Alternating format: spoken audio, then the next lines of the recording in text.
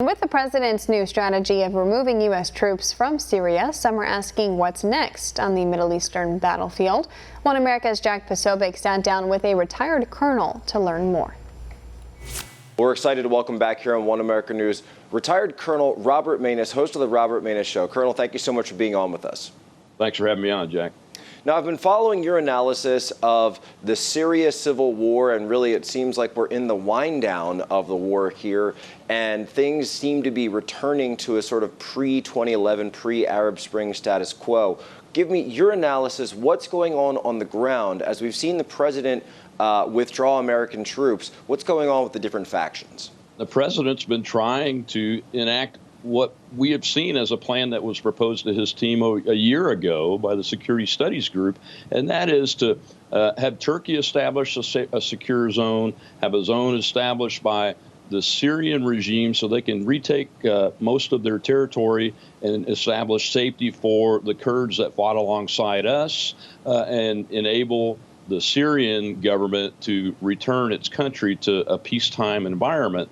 The president had difficulty getting the Turks and the Syrians and the Kurds together to start acting appropriately. And so he found himself in this quagmire when the culminating point happened when Erdogan decided he was going to go ahead and take action and invade northeastern Syria and establish a security zone and remove those Kurds that were helping the PKK Kurds, the communist terrorist organization that we've all said are terrorists, so that it could secure its borders. And the United States, rightly so, decided it needed to move its forces out so we were not forced into going into combat with an armed force from a NATO ally. And that was the prudent decision to be made. And it's starting to be borne out because the situation is changing.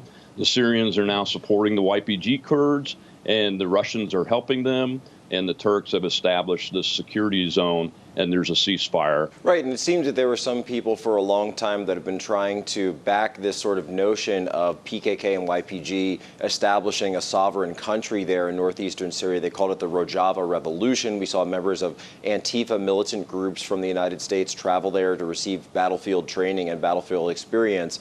But it seems like that was a bridge too far for both the United States and the government of Syria to say, okay, you guys are not getting your own sovereign territory. These are the borders of Syria as they were before the war, and these are probably going to be where they are now. And what is happening now, thanks to the decision by President Trump, ironically, is in a way the parties are starting to talk together, and eventually we will have a peacetime society reestablished. Now, some of the reports we saw this morning said that Putin and the Russian regime are now getting involved in some of these talks between Syria and between the Kurds. What role do you think the Russians play here? I think Putin wants to reestablish Russia as more of a global force, although he doesn't have the economy to be able to do that effectively, but he can help those that have an interest for his country, and the primary one is that warm water port that the Russian Navy and armed forces uses for their national security. Do you think that the United States' role in the region is supported by having more U.S. troop deployments in order to take out ISIS or get rid of Assad? Or is the president thinking in terms of longer term, going back to that status quo?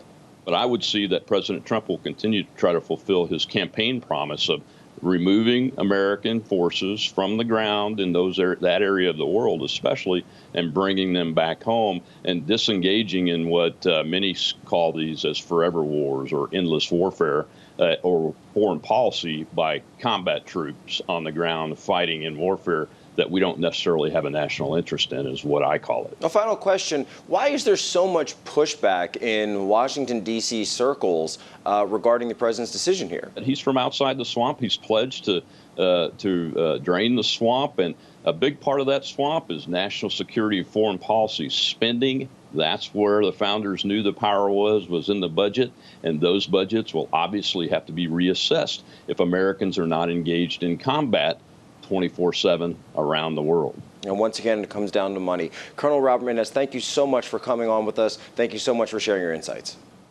Want to see more videos like this? Click on the link below and subscribe to One America News on YouTube. And call your cable provider and kindly demand that One America News is added to your lineup. Call and subscribe today.